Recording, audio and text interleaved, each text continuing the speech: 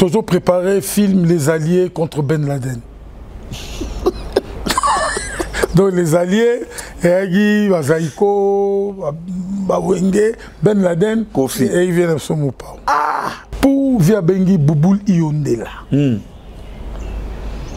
Pour que vous menacez Joka, Boboté, Bobake, image. caméra na image. Donc vous avez BCBG. Mais quand elle a été Takagit. Mais oui. Vous avez dit qu'il faut pas bouger. Non, mais bon, parce que au moment où il y a vite.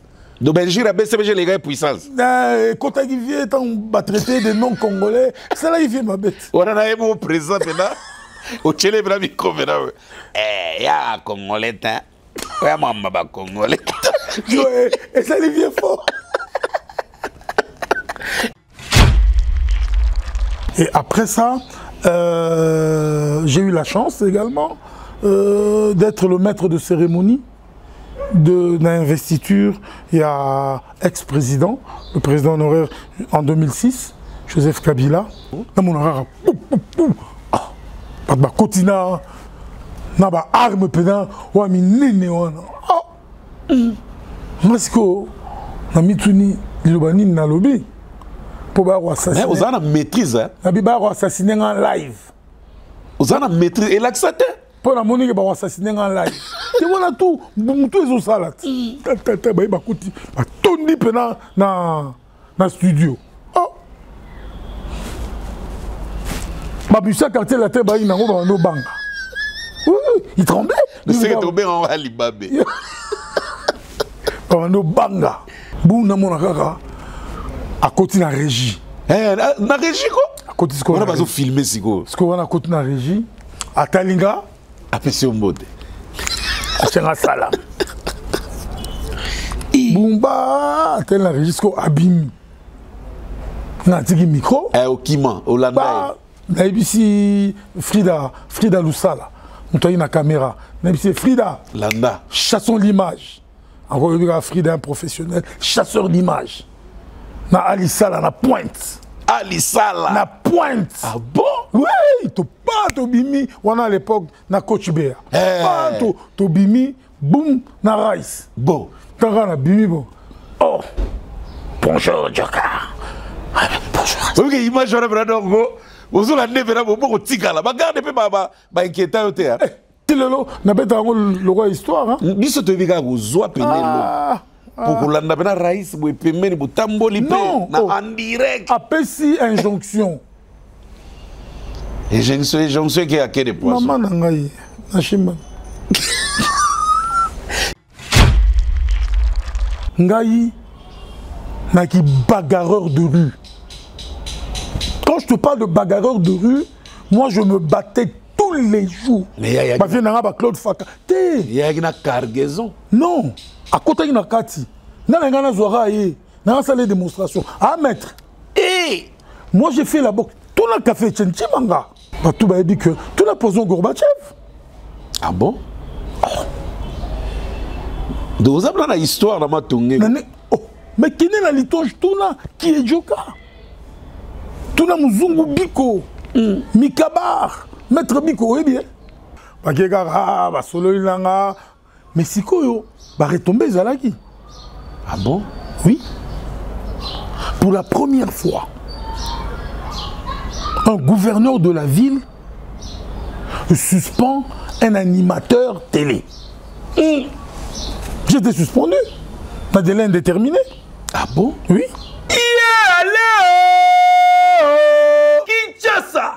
Paris, Kinshasa, Luanda, Paris, Luanda, chez Diezola, Fred Yakoli, na 2 jours ya Pamba et comme na kin sans problème. Bako Sabinote, Tala agence ya solo, oh koki koti na koli na yo, ozui yango na rapidité, pe sécurité nyonso, yango yo, Zola production, chez Diezola, mais c'est formidable, oyo, a Tchelibino agence ya kitoko, pour na service ya bato nyonso, tunanga inini. Na agence Zola Production, c'est Diezola, mais c'est formidable. Afin de ça, ma condition nyonso qui toque on a niveau ya 2 fois té. Soki otindi kolina yo, avant coûte comme à 2 jours, bozana kolina bino avec sécurité. Côté à ba conteneur, la na yo pongi po awa soko tie conteneur na yo, okozala mobimba ekokomela yo na bajour mukie la kete penza Chédier Zola Monsieur Formidable ezwami na numéro 31 rue Marcadet Paris 18e oza mobimba Chédier Zola production et fandisa masolo rapidité serviabilité kitoko. Le Mahatma Chituka Héros me propose de l'accompagner à Bercy. Depuis que la musique congolaise a coexisté, Nathan, aucun artiste, j'ai dit aucun, a joué MC, n'a qui ça pour vous présenter la salle mythique. Est-ce que tu comprends? N'a qui n'a présenté, j'ai bien piano. Enfin, c'est vrai que sans qu'on compte, on avait beaucoup l'eau et salamaki, wanaki, toro le bon antiquité, mais c'était un truc merveilleux. Autre ça là, il n'a pas l'adium. Bon, on parle des plus beaux souvenirs. Oui, parce que c'est. Attends, ça c'était un souvenir énorme. C'est ça. C'était. Bercy. Double arena. Attends, la bande. Double arena.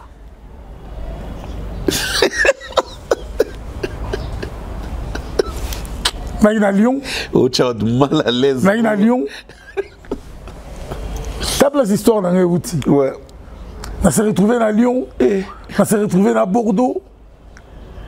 Double arena. Avec Fali Poupa, bien sûr, el niño del mundo, el pibe de oro, el magnifico, el bellissimo, el chiquito, el professeur. Ah, Kufaranga mbuna pardon. Nazakunate. Le premier grand public na fronta qui en na Fikine. Oui, bah, Krimoro, na habité sur le bien aux régné, biko yo sang. Pour la mayele na yo moko sang. Voilà. Na bonde la yo sang. Ama masinga muinda sang. Et ça c'est moi qui ai balancé ce cri na Fikine. Parce qu'en fait, à l'époque, j'étais tellement jeune, DJ, et voilà. Et puis moi, loco. À l'époque, casier et quoi, donc voilà. Est-ce que le pan il y a un bon abralima?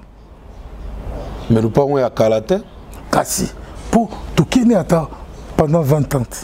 Hotel Club Center Luanda, o sítio certo para se hospedar e realizar eventos. Tem para si serviços de hospedaria com suítes VIPs, bar e salão de festas. Localização Via Expressa Benfica, por detrás do condomínio Boa Vida.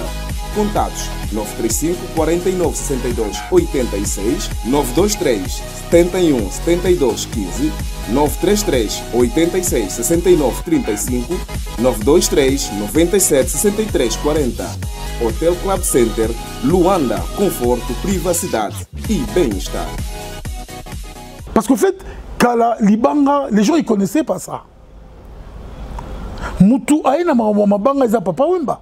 Ils ont Bawengete. C'est vrai ça? Mais oui, est-ce que tu comprends? Ils ont profité de la banda Libanga. Non, papa Wemba Mtabanda. Ou même na la joie, na bandi na kalawana. Na lobby, papa Wemba Mtabanda. Déjà, est-ce que dans 82, la joie Zari?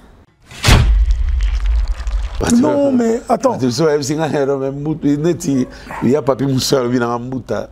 Il y a teasé déjà, on noyé déjà. Parce que tu as noyé, c'est un secret. Non, Oebi Moutalikasu, tout confondre, j'étais pas. Au moins, on a vu un peu la noix Oebi, même à peine, des fois, pour mettre la boîte de nuit, et moi, genre. Des fois? Oui, même Viva. Est-ce que, oui, que, par exemple, Moutoura Karmapa, n'a pas bosso na na TV? Ah bon? Hein? Oh. Ok. Nakin ton apoto? Nakin. Ok. À l'époque, Naraga, Douana, Toza, côté Utex Africa. Ouais, ouais. Est-ce que, nous avons posé une question, moi? Ouais. Robert en légende? Légende. Dans différents domaines, dans de liste. Na MC. Na Robert légende. Botalika soe. Osali eloko monene.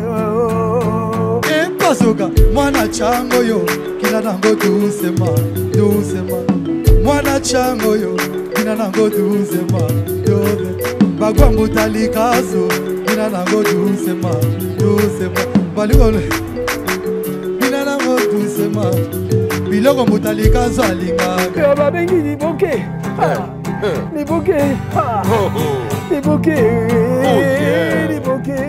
Oh yeah. Salut Adjo. Botalika. Ouais. Pour le second acte. L'homme du moment. Pour le second acte. Bonjour, sois encore une fois de plus. Merci. Le bienvenu chez moi. Merci beaucoup. Je t'en prie. Merci. En tout cas. Salut mesdames et messieurs, libokistes, vous qui nous suivez de partout. Bobo Messano, naebi ke bo sepeliti bo moni acte 2 oyo tozo bandalelo na Adjo. Donc marambuku ya ko commenter belé to ya ko banda ko présenter belé zate parce que bosi bo moni biso, bosi bo moni Adjo. La fois passée, la première acte tant to salaki kataki mbalamo boyebi pourquoi te. Donc le pourquoi boyebi te. Donc on l'a fait exprès. C'était juste pour Zélisabino pour la acte 2. Et dans acte 2, ils appellent une anecdote, ils ont un belé au bozo zela. Et puis la préoccupation à Bino, tout yambi à mon amabo mi balé.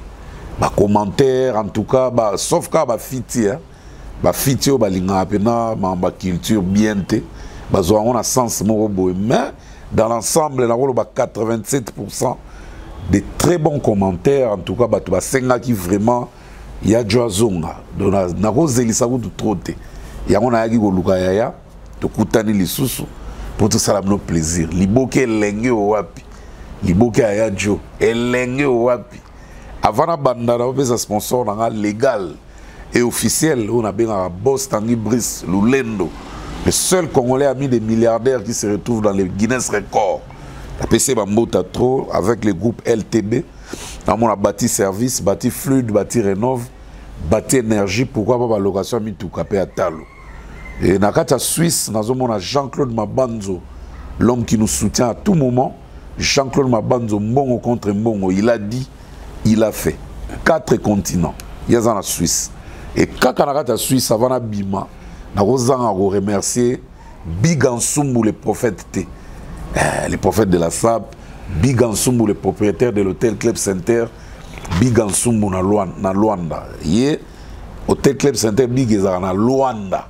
Mais yé mo avana na bien na Suisse. Pito Luka, les millionnaires depuis Kampala, en tout cas, il y a Ngwana, Lusako, Bambote Belé, Ndengolanda, avec des critiques, commentaires et Belé Goutaroche Zate. PDG Serge Bissoudi, et Abissomo, en tout cas, la pression Bambota trop. Mais, avant de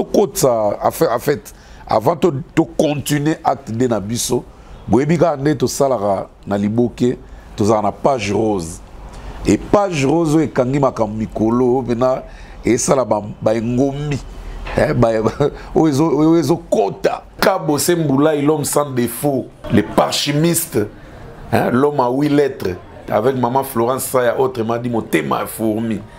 Souka na mariage uta osala mana Liège na ebisi bino bandeko nanga 63 ntaba pena ya kotumba avec 8000 kwanga na ebite ba discuter net na film donc mbali bosona mona mona ke bana bandal ba koli ensemble ba lingani depuis Kinshasa pe ba kemi kiliti lelo bazaka ensemble pe libala wana batu batonda ki on ezaka presque bana bandal na bana bandal fête moko pena bien organisé. Le 21 juin et indaki mabe ezaki maman événement otokolo baku tout donc maman événement osakanate si on a plaisir na ngai na nenga page rose o ezake Kabo Sembulai alakisi pena expérience ya bolingo alakisi pena ke na bolingo oko maintenir pe banda bo mwana ti okoli nango pe ti bonuni nango ti bokufi nango. Et ça il est donc et puis si maman pose ça dans l'exemple on a mais on peut déjà si na zoa déjà ya auta côté mususu bande wonanga libala on est terrible na si bon na ba image bande na nenga l'état et qui pena na ndenge pena ya religieux et banana na ndenge coutumier et qui na ndenge l'état et qui na miso nzambe na ndenge religieux ba célébrer kitoko bo mona bato ba ki très propre bana bandal pe balinga pe lokumu lokwa ezaki ya bango nde basanganaki nde bomoni résultat oyo ba image na bozomona eza rêve te ya bena maman na fête ya mariage alors cadeau kabose mbula ya pesi mwasi na ye eza motema oya kogarde pena ti bakonuna ensemble ti nzamba kobenga bango bolingo ezaka nde boye kabose mbula il est parchimiste l'homme à 8 lettres ayebi kolinga kabose. Alors merci vraiment, merci désolé na yebi que déjà na rue Marcadet 31 à Château Rouge wana bandeko bazotala biso déjà hein il sali bien donc il y a lointain ya Joe Boni moral. Non, ça va, merci encore un bouteille Kassou pour la acte 2. Petit Kalaté, tout ça, là, on a une première télé-réalité. Ah ouais. Donc, boulot, comment l'homme fonctionne pour voir réellement qui est l'homme. Mais, na katiote ya Joe, il y a palin et avant de côté j'aimerais quand même staff. Ah ouais. Staff inamovible. En tout cas, bateau tu travailles depuis. Ah ouais. Donc nana Jerry Mouzadi na Manchester. L'infinitif. Oui, na Mosina Lisette Paloma Chalako. Wana mwana liboso. Nana Pichu Kabesa na Paris. Na Mosina Rena Lombe. Na Belinda Lombe ye azana Istanbul. Nazana Égide de Fer. Un des plus grands producteurs, Nathan Wana, yo évité. Toujours. Yo, obi mundele nangate. Bien sûr. Le White. Égide le Fer. VHS, mais il y a ça succès. Ah, Égide le Fer. Il n'a pas si peu Mamouka Pinga, Madame Nae, pour me coller le système à duo. Duo, ouais. Dio. Donc on a profité, on a fait ça, le sommet de la Tour Eiffel. Ma gloire Panda. Et Betaki Batelo. Donc Mwinda Oyo est à Paris. Il s'appelle Ma gloire Panda. On a Paris, nous sommes qui est sur sa beauté. En tout cas. Et je profite également pour saluer amis d'enfance Nanga. Pour la master penalty. Oh. Ah non, master. Pourquoi là, diverses places? Oui. Ah bon? Donc, tu as il change. Il y a Suisse, il y a Allemand, il y a Espagnol. Mais il y a de tous les temps et de tous les âges. Ouais. C'est le seul ami véritable que j'ai dans ma vie. Ok. Donc, Lélo, si je dois faire un testament, il va peut-être faire partie de mon testament. Ah ouais. Parce que c'est un ami, il est plus qu'un ami, c'est vraiment un frère. En tout cas. C'est Guy Vambi. J'ai l'habitude de l'appeler Malako. Guy Vambi Malako. Donc voilà un peu d'entrée de jeu. Merci beaucoup. Mais on dirait poème, on dirait logo. Guy Vambi Malako. Vraiment. Il y a du moral. Non, moral, ça va. C'est vrai que tu subir ma critique, ma félicitation, belé, n'a retrouvé ami belé,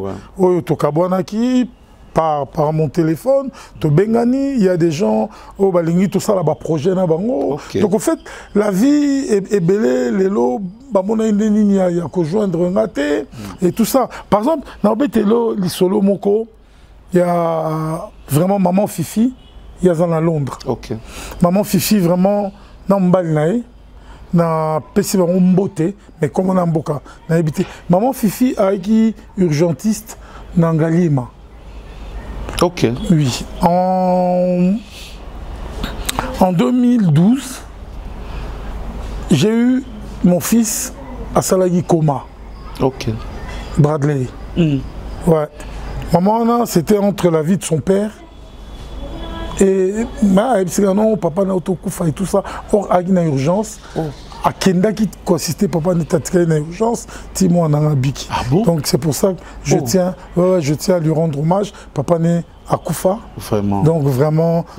Mes sincères condoléances. Après tant d'années, et il y a 2012. Je tiens à lui rendre hommage. Azaro Lukane n'est au contact. À partir, il y a acte 1. Elle m'a appelé, on a discuté. Yadjo. Polémique ma malupango o tia piscine wapi mbuta tika ko loba mbuta tika biloba ozo kosela ya jo makambo ako tia piscine wapi Est-ce que quand on a détaillé place, on a vu qu'ils ont piscine. Non, piscine torchon na ciment. Na mona qui n'est pas piscine torchon na ciment, le roi bazo déboiser na nous, bazo bongisa le roi pe bamboa, baza kuna. Donc non mais attends, Benito. Yadjo. Benito. Papi Moussou itala maramba ya papi. Docteur. Ah bah ben moi ben na okimata. Te papa ba tout ba monara que ils a style de vie mon. Mais est-ce que Genakio et Genakio façon ba bazo ndimate? Non, et Genakio parce que ba to belé ba minimisara ba tout sans koye ba tout. Non la ben on les a pas préjugés. Benito tu peux emmener Rena et Zena s'il te plaît? Oui. Rena et Zena. Ah. Zena la guerrière. Ah, tu vois, bah te belé, bah minimisera bah tout, bah t'as la rabisso la musique. Voilà, bah moi, y a pembe ona. Non, bah moi n'a pas bah malinois, oh bah na bah malinois pardon, à masque noir. Ouais, c'est des purs chiens des bergers malinois. Donc voilà.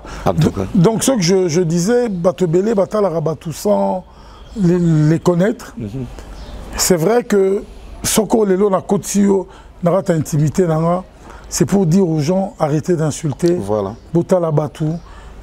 Il ne faut pas seulement respecter une personne parce que Lelo Oyebi espace nini azako occupé. Ozomona mutanzela pour lingiete parce qu'il a fait ceci, parce qu'il a fait cela. Pour Azaïna ba musicien, vous essayez de minimiser au fait les gens et tant où au lancer invitation sur Roy Koya Shenga. Bon, parce que je me rappelle dernièrement, tant que à Paris, les gens m'ont tellement injurié, bah finginga, bah qualifié de tout et de rien. On a dit bon, ok, tu seras le premier journaliste où on a recevoir Nakatia. Merci pour l'honneur. Il y a intimité nanga. Donc tu es le seul. Merci. À part Master nanga, oh bah Ali, mais tu es le seul. Na ba Master belé peut coûter nanga. Placer la caméra quoi. Oui oui. Non, même la physique. J'aime pas que batou. Où je vis et qui je suis quoi. Donc bah, mon ara que c'est Joka. Voilà. Elles sont là. Mes deux beautés. Nous sommes balés à femelle. Voilà. Nous sommes balés à femelle. Ouais. Ah bon? Elle c'est Zena. Elle, c'est Rena. Mais pourquoi on va crier sur eux? Non, on va crier sur eux. Au fait, ils sont intimidés des Bamonibino. Ok. Mais c'est des vraies bêtes de scène. Hein? Bah, tout est. Tu vois? Ils ont des très beaux yeux, ils sont vraiment excellents. Et le noir, oui. Azota la bengaï. Alors, merci beaucoup, merci, Benito. Merci beaucoup. C'est gentil à toi. Yadjo. Ah! Oh, Balière a combien de kilos par jour? Oh, donc en moyenne, Balière a 2 kilos par jour dans Moko Moko. Ok. Donc ça me fait 4 kilos. 4 kilos ou des fois 3 kilos 500. Olingaba Koboko là-bas, Nyama depuis Kala ou... Oui, Nagi Namboa Mogo est très célèbre au Nakin, Nagi Maximus, le gladiateur de Rome. Moi j'adore les chiens. Mais moi, Mikete, j'aime les coriaces. Oh, les baba femelles, parce que bon, j'ai préféré Moutou. Oh, d'ailleurs, à Pessanga,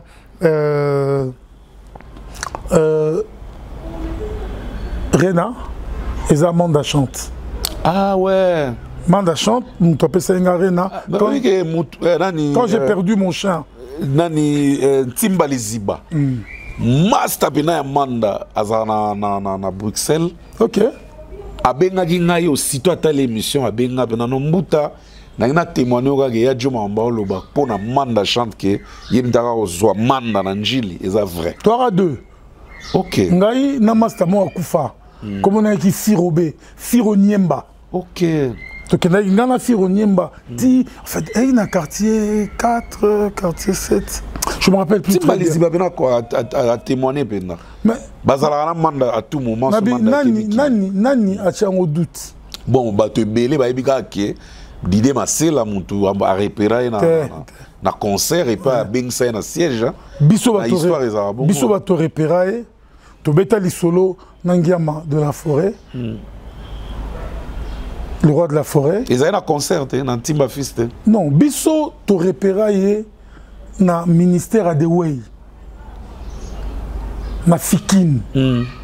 Parce que et qui conclave le mois de Way, yesiko aki parmi bato bazaro yemba na chorale de Way.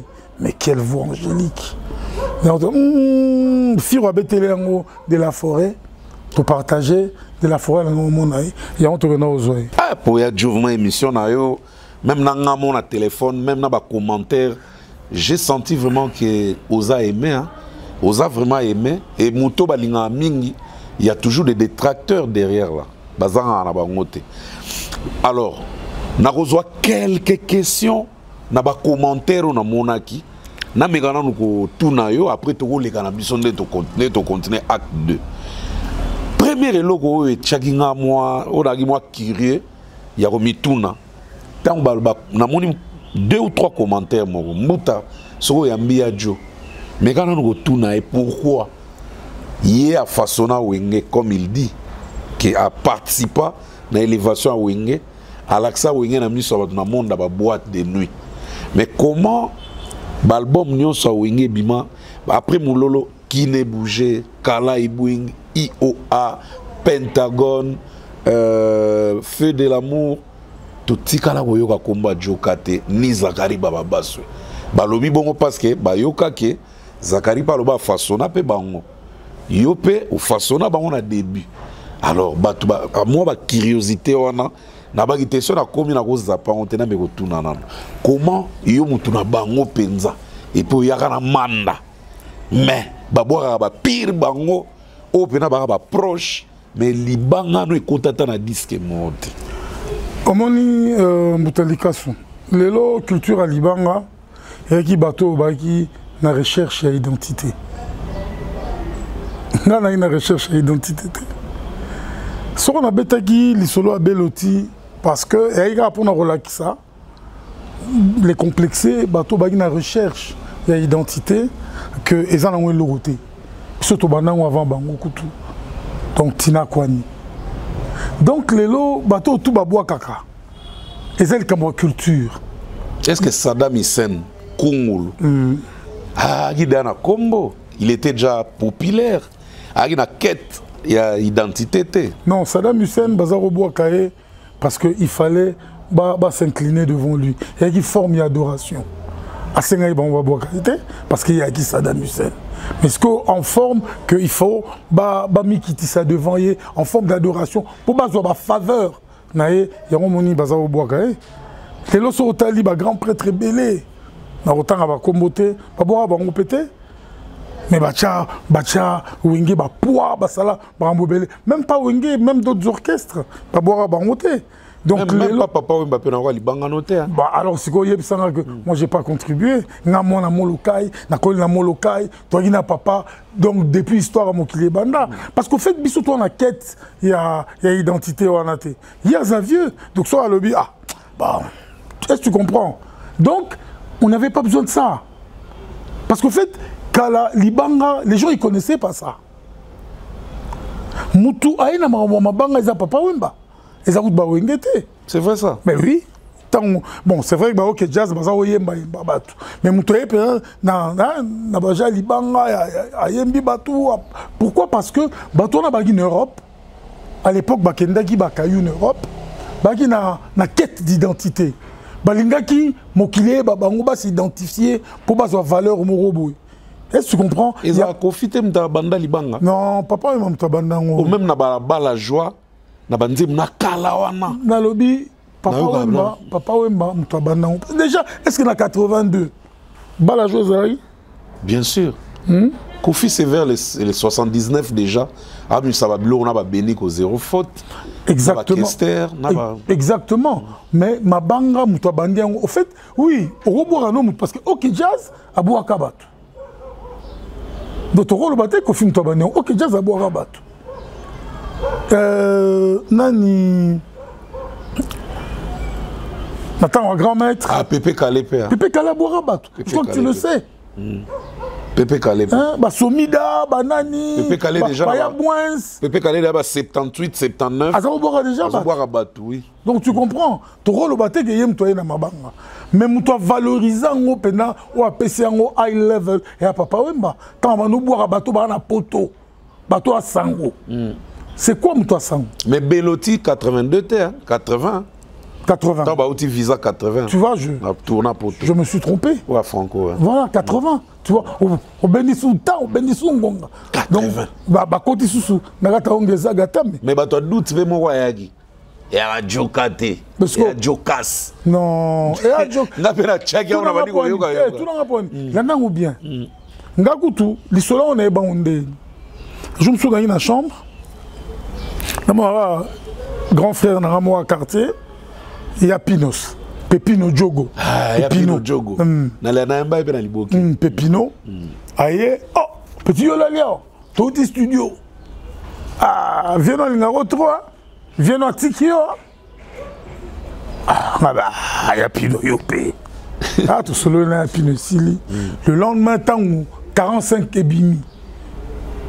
Naki mam toi li bosso na Mazadis pendant nous sommes à 45 pour confirmer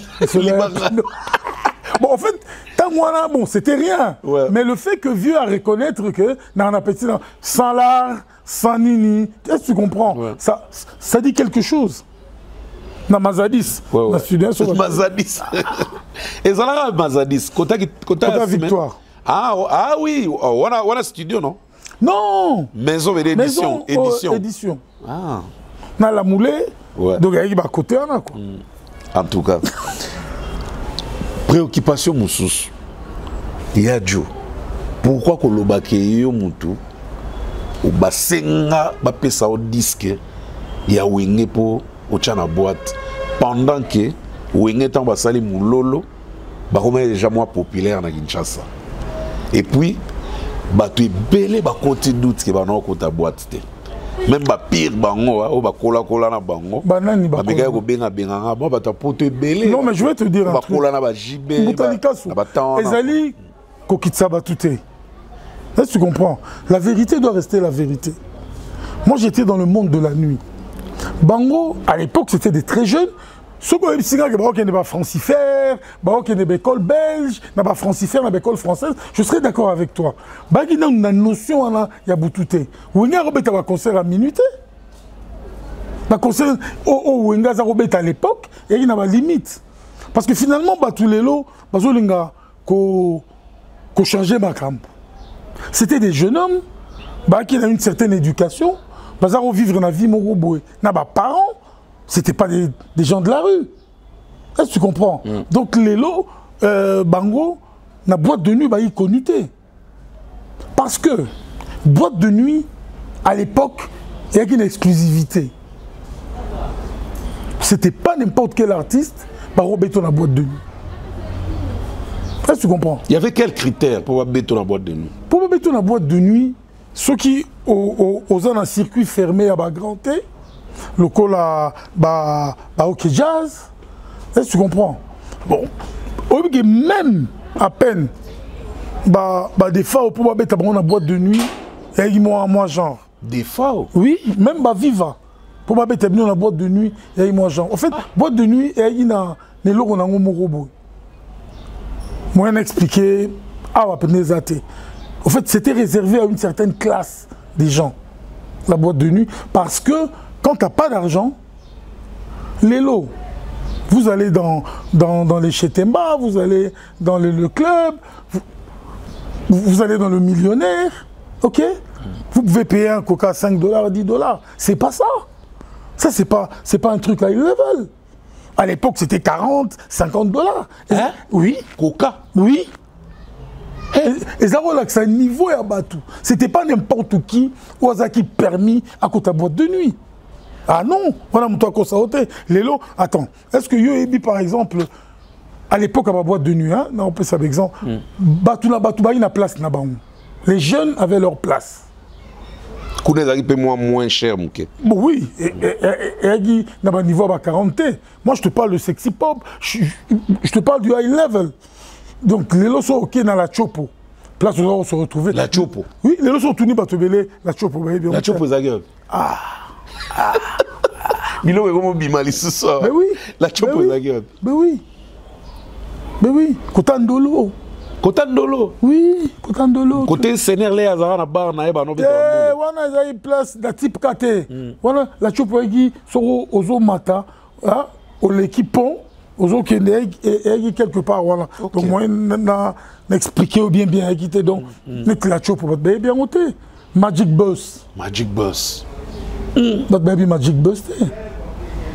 Oh, tout va discuter par rapport à ma prix. Il fallait tout avoir pris dans Magic Boss. Le château. Mais là, comment le château, bon, place va changer au Bazalara. Mais comment on a le château où t'as? Parce qu'il y avait une boîte. Ah bon? De jour. Ok. Voilà, il y a une boîte de jour. Oh. Ah ben oui.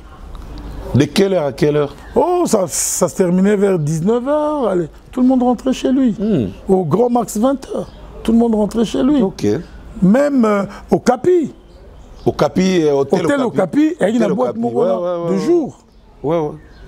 Donc tu vois. Il y avait aussi une boîte très célèbre, Réflexe. Oui, Réflexe. Dans zone. Moutasala Gango, et il y a le grand chef Clément Kalamba, que je salue, parce que j'ai travaillé avec lui à l'atmosphère. C'est le grand chef de Salagui Réflexe. Quand il a quitté l'atmosphère, et au Réflexe, et il a zone. Il y a papa mon colo à Pombote. En fait, il y a maman Cathy. Moi aussi, il y a papa mon colo en Pombo. Mais la personne qui gérait le système, c'était le grand chef Clément Kalamba. Clément Kalamba, Boumwamba, aïe, aïe. Ah, parce que, au fait, c'est Clément Kalamba et moi qui ont produit Ouégué, l'atmosphère pour la première fois. L'atmosphère, oui. Concert, tout le monde en atmosphère, ça a publicité, Babina qui n'est bougé, boy. Mateka dans un commentaire. Concert, on a bien, dans 91. Je crois. 91, je crois. Et à l'époque, moi je les ai baptisés les Beatles de Bandal. Les 5 garçons de Bandal. Les Beatles de Bandal. On attend, on doit annoncer dans la boîte. Mais attends. Tant que ils ont fait un carton plein. Et c'est là où ils ont décollé à fond la caisse. Tu vois. Les Camerounais ont mis la secret, voilà. Non, mais attends. Il y a papi Moussa qui a Mouta. Il y a teasé déjà, on noyé déjà. Parce que tu as noyé, c'est un secret. Non, Oebi Moutalika sous tout confondre j'étais pas. Au moins, on a vu un peu la noix là. Est-ce que tu comprends? Ouais. Konoualé est synonyme que il faut mélanger Bilora Makasi, il faut mélanger Baba Whisky. Mais attends, Baki, garçon mogo, à l'époque, il est correct. Tu vas excuser un terme, mais peut-être que le correct. Si je ne m'abuse pas, Namoulolo, Jiba avait 21 ans, je crois. Bon, est-ce que si on a 21 ans, maman Agnès a tigué à la bouteille à whisky? Est-ce qu'il a 21 ans, il était toujours contrôlé? Non, le problème, il n'était pas contrôlé, mais il avait une assise intérieure, il avait une éducation, il avait un chemin qu'il devait suivre. Je crois que même mon frère Sam Chintou, fréquenta, que je salue d'ailleurs, Sam Chintou, Chekevaramente, que je salue, à l'époque JB il ne buvait pas. Mais Sam n'a JB. Ça mon dieu à moi colo. Bon, voilà yo ça mon dieu on va wera. Na habité à yo biga ba jaba footballeur, on ne sait pas. Tous ça jaba tout ça jaba footballeur. Mais maximum de respect pour leur âge et pour eux. Mais na habi que JB na Chekevaramente, ils ont fréquenté ensemble dans un même établissement. École voilà. Na ITC. Donc et ils buvaient pas. Mais attends, Lélo, oui, JB, et quand je l'ai connu, dans les Bikaro Melate, et on m'a dit Kimukolo. C'est tout à fait normal, il y a peut-être un sentiment au Yazui. Et voilà. Ok. Continuons alors notre Liboké. Pas de problème. Pourquoi toujours statut à Bouddha Pemenao? Parce que dans ça, les constats, quand on a un jour, aux Akaranango, les lots ont tourné les bandes. nakuti yango lisusu awa. C'est quoi exactement les signaux? Non, mais c'est pour moi, Asa, source d'inspiration. Il m'inspire. Lélo, c'est vrai que j'ai eu beaucoup de combats dans ma vie. Parce que Moutalika, ils ont facilité au s'élever. Si à niveau de comment mais ils ont source d'inspiration. C'est là où je m'inspire un peu, c'est là où je me repose. J'aime Dieu. Je suis un chrétien. Est-ce que tu chrétien mais bouddhiste? Non, enfin, je suis un croyant. J'ai commencé dans la catholique. J'ai grandi dans la catholique, baptême, marambo, tout, communion et tout et tout. Mais Bouddha aujourd'hui, pour moi, il m'inspire. Est-ce que vous êtes bouddhiste? Non, je ne suis pas bouddhiste. Dans le Bagno la fois passée. Mais Bouddha m'inspire. Aujourd'hui, je peux parler à Bouddha.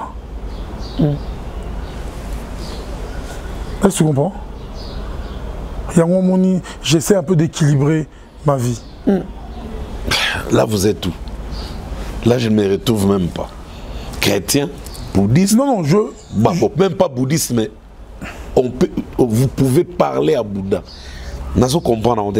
C'est à travers sa philosophie, c'est à travers ses Dengue Makomi, le grand Mahatma, Aloba, le Dalai Lama, à Sololaka. À travers là, c'est comme si on communiquait avec Bouddha.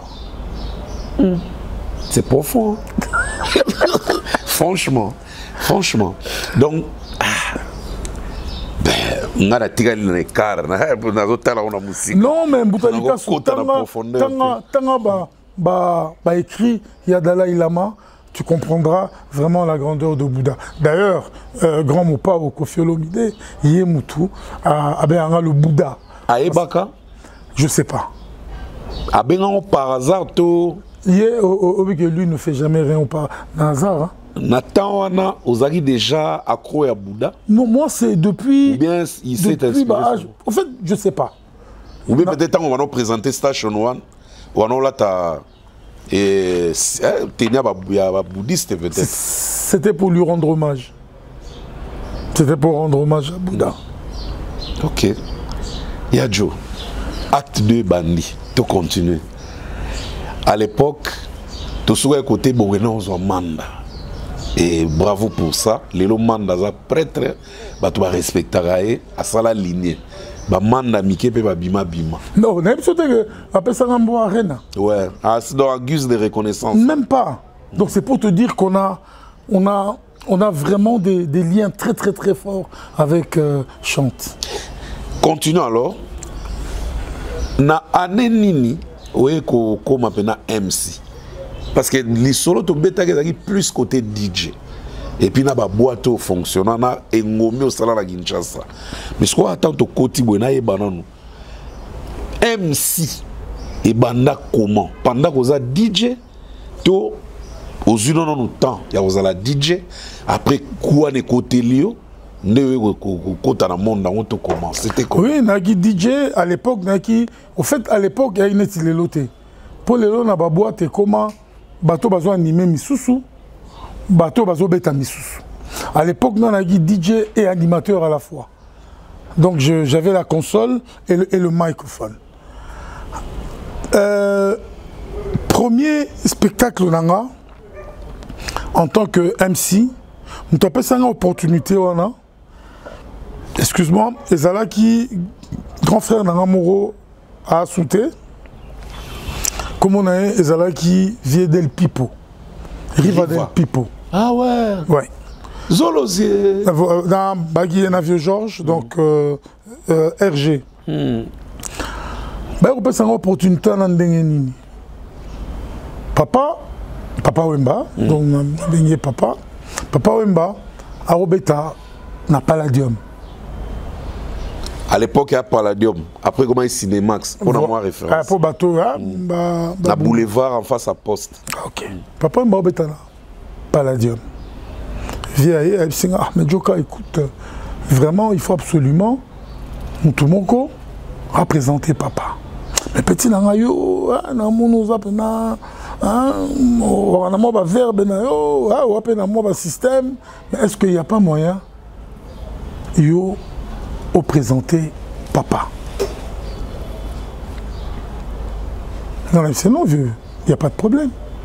On a vu un quartier. Parce que même vieux Del Pipo, vieux Del Pueblo, Del Pueblo. Del Pueblo, du peuple. Voilà comment on appelle ça. En tout cas.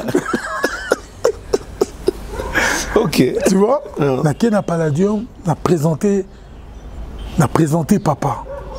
Tant dans celui-ci qu'on présentait papa, na Kitty, vieux Soiseau Maka. Et après là, tu as du talent, hein? Tu iras très loin, quoi. Donc c'était la première fois. Voilà, Pessingan Balamoko, on fout là. C'est pour ça que bon, il y a Azabakala, Aotikala Bakala. On est allé avant Foulangenge ou après? Avant, non, ça c'est avant Foulangeke. Donc tu es parti vers la clip, il y a parmi les clips à Foulangenge, on a déjà un MC. Déjà. Parce que nous on a MC à Foulangeke. Mais on a déjà MC parce que grand public n'a affronté, on a pototé, je l'ai affronté ici. Le premier grand public n'a affronté qui est na Fikine. Oui, bah, Krimoro, n'a habité sur le bien aux régné, biko yo sang. Pour la mayele na yo moko sang. Voilà. Na bonde la yo sang. Ama masinga muinda sang. Et ça, c'est moi qui ai balancé ce cri na Fikine. Wana Fikine plein à déborder. Yadjo. Ngadios, Ngadiadia, Aza vivant. Yadjo. Parce que Nkoloana, c'est Ngadiadia qui a joué dans King Kester. Ngadiadia est vivant. Demandez-lui. On est à crier à mon tour à Tamoussa, c'est un mouin dans la zone. Et cause à l'époque, peut-être à Zao Tamboussango, mais Moutoua, même bien on affirme, Moutoua Pessiango lumière, et Zanga. Parce qu'on a relobaté que c'est Ezakri Moro n'a inventé ton akomagi. Non. Ah ouais. Ezakri n'a zui, n'a yoki pekaka, intéressé, n'a memiango. Mais on a grande place. Voilà. N'a on a place publique. Tout n'a pas tout. Oh, Tokenagi, Matadi n'a makolo. Matadi n'a makolo? Oui. Comment ça? Ah mais tout n'a à l'époque avec Primus, na maison Lintas. Lintas a une maison de production, il y a Mindele. Matadi n'a makolo, il y a juste slogan ou c'est quoi? Bon, ce qui était vrai, c'était un scénario, mais il y avait des gens qui ont cru. Tu vas dans la poche. Regardez ça là. Il y a un Primus et Banane. Na moi qui oui, parce que question on a et créé qui moi nungu autour. Moi, comment j'ai intégré Primus? Biko, sans c'était déjà avec Primus. Bateau Bakotsanga na Primus réellement dit. Et il vient dans Georges Ngalula, na vient dans Riva del Pipo. Quand j'ai commencé à travailler avec eux, pour moi, ça la voix, à l'époque DJ, comment est-ce qu'on a un spectacle, tout ce que Primus avait, na Fikine, na Osalango, et puis à l'époque, Primus a coiffé, a habillé. Ah bon? Oui, en tant que star, en tant que DJ. Bah, ce qui a compliqué. Oui, l'argent sortait de la Bralima à travers la maison Lintas. Tu comprends? Okay. On a travaillé na bango et tout. Na réalisateur, celui qui m'a vraiment appris à charmer la caméra, je lui rendrai toujours hommage. Bateau na RTNC, le vieux Comba. Vieux Comba. Papa Comba. Oui. C'était un des plus grands réalisateurs de tous les temps que j'ai connu. C'est lui qui m'a appris comment regarder une caméra, comment charmer une caméra, comment parler, comment bimisa ora. Au fait,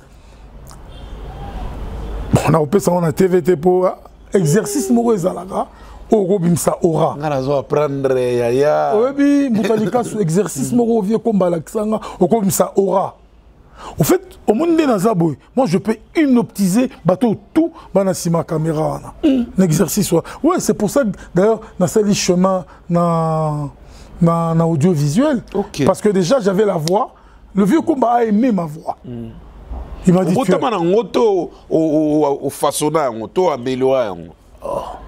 Parce que au Kobo t'as pas peine à voir, mais façon de parler au Yokoma, c'est comme si vous êtes toujours devant la caméra. Talarara, Moutoalali, Alamuki, parce que pour façonner loco, il faut bouler. Si Moutoalali Alamuki a PC direct, c'est que ça vient de lui. Et ça ADN. En fait, Moutou a orienté le chemin droit et ça vient dans un combat. Parce que toutes les pubs de la Bralima à l'époque, il y a plus de 30 ou... Est-ce que tu comprends? Quelle année exactement où il y a une collaboration à Primus? Parce que dans tout le monde a Tina. La bouche, la rue. La rue. Non, donc moi je... Yo, façonné et pas présent JB pour la Bralima. Et ça, yo te moutou. En fait, et ça, polémique, mais quand on a coûté il faut quand même que profiter, comprendre. Vérité, hein? Yo penzana Bralima. Collaboration. Quelle année au Bobanda vraiment? Dans les années 86, 85, 86. Hein? Oui. Kasi tantôt kende na bangadia dia na compte Bralimax tantôt kende matadi nangadia dia na Kester na compte tantôt zolba biko au sang na compte Bralimax c'est en 85 ou 86. Waouh, c'est là où j'ai commencé ma collaboration avec Bralima.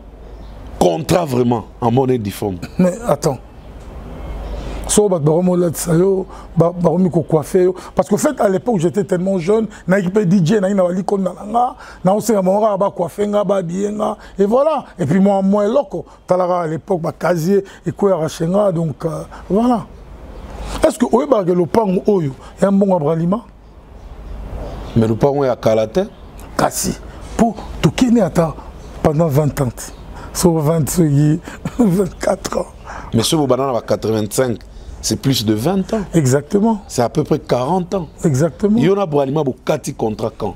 Oh, Tokati contrat, Tango, président qui est élu en 2018. Oui, c'est là où on a arrêté notre collaboration parce que sponsoring n'a pas Kitaki. D'ailleurs, JB, Ouera, Oazekwa, Dakumuda.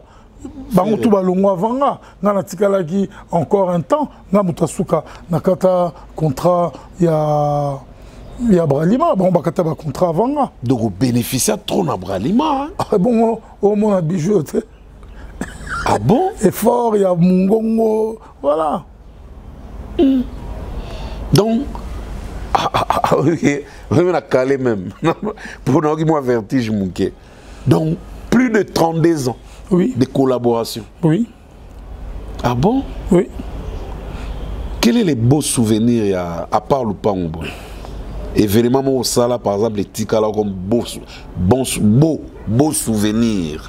Ok, tant on réfléchit ça, pendant qu'il y a un MC, Joka pendant ma carrière, événement où on est marqué carrière dans mon bimba.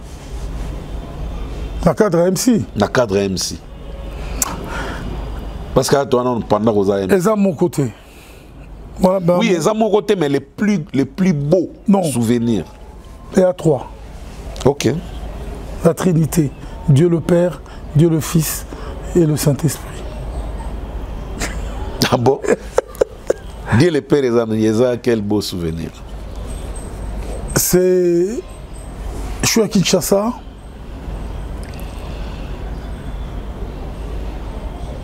Il y a un grand concert à Paris, à Bercy. Le Mahatma Chituka Héros me propose de l'accompagner à Bercy.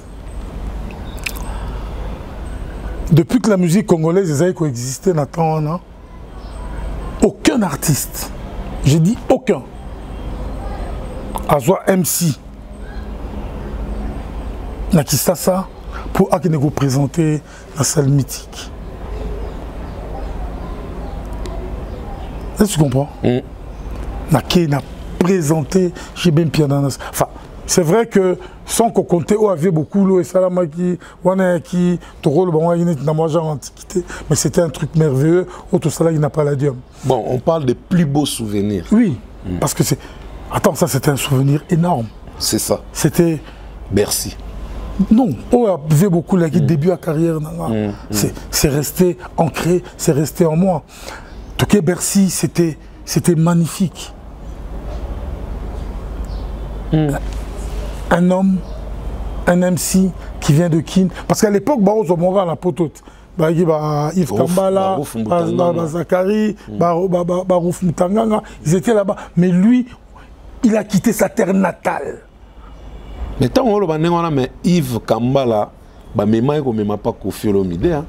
Mais oui, tant que même il pour Akimaki, ou bien pour Kofi Atika. Je sais pas. Mais moi je parle d'une grande salle mythique. Il a présenté Kofi à Bercy?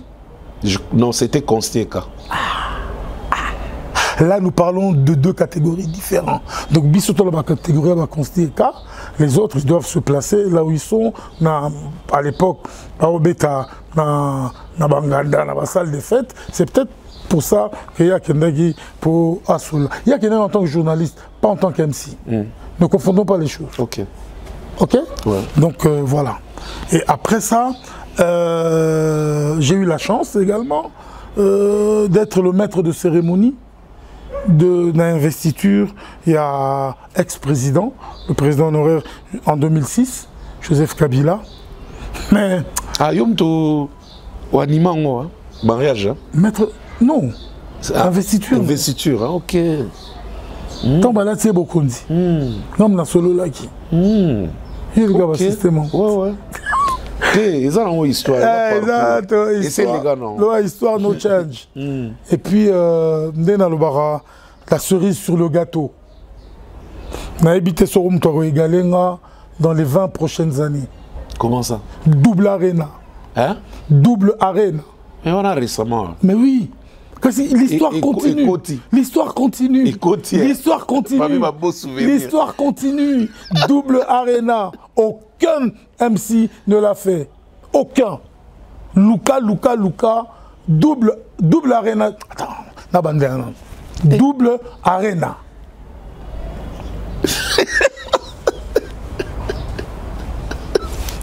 Naïna Lyon. Oh, tu as mal à l'aise. Naïna Lyon. Tape les histoires dans les outils. Ouais. On s'est retrouvé à Lyon. On s'est retrouvé à Bordeaux. Double arena. Avec Fali Poupa, bien sûr, el niño del mundo, el pibe de oro, el magnifico, el bellissimo, el chiquito, el professeur. Koufaranga Mbouda, pardon. Nazakunate. Il faut tout la vérité. Qui l'a fait? MC Nessalion. Double arena.